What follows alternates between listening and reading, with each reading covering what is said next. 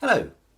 As promised, here are a couple of pointers on questions 1 to 3 of Life of Pi that we're looking at. Now, question 1 is very, very straightforward. As we said in class, it's just demonstrating a simple understanding of the English. So it asks you to list 4 things you know about the ship. Most of you will get 4 marks without even breaking a sweat. Question 2, on the other hand, is a little bit more complicated. Now, that assessment is about understanding the effect of language on the reader. So, as I said in class, you're thinking to yourself, why that choice of word? Well, there's a choice to be made. Why has the writer chosen this word instead of any of the million other words in the English language that he could have chosen? Or she, of course. And it's a little bit like Red Riding Hood. Why is she Little Red Riding Hood? Why did the writer choose red and not green or blue or multicoloured? And it's because, in that case, red is associated with danger, passion, love, and all the things that are going to set the scene for an exciting story. Now, in Life of Pi, the question that would have been set for you, if that were the exam, was how has the writer shown us Pi's confusion and fright? So you're just looking for words that sort of say, there's a connotation of confusion or fright. Now, as you'll see in the email, I've picked up the monstrous metallic burp. Now, confusion. What's confusing about that? What do you associate with burps? What do you associate with metallic? In the context of this, why would that be confusing or frightening? The writer also talks about death and he talks about ghosts. What has that got to do with confusion or frighten? Well, most people are frightened by ghosts and death.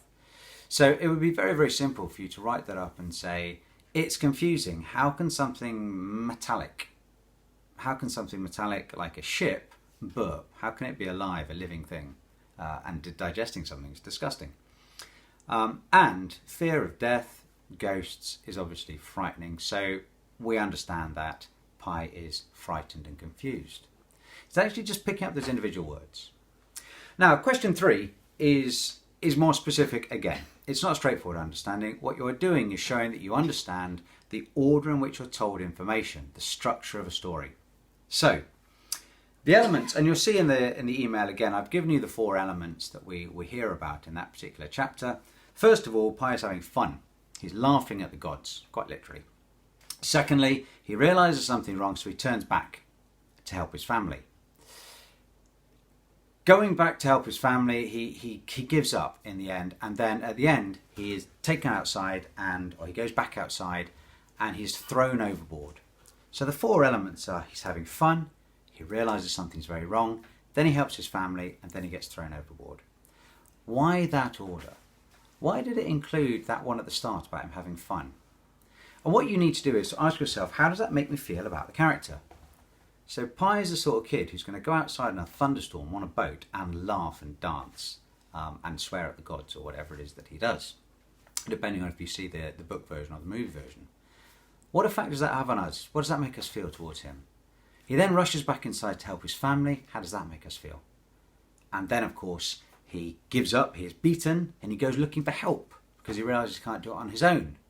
What do we know about him? How does that make us feel towards him? And then finally he's thrown off the boat. How do we feel about him now? And that's all that you really have to say.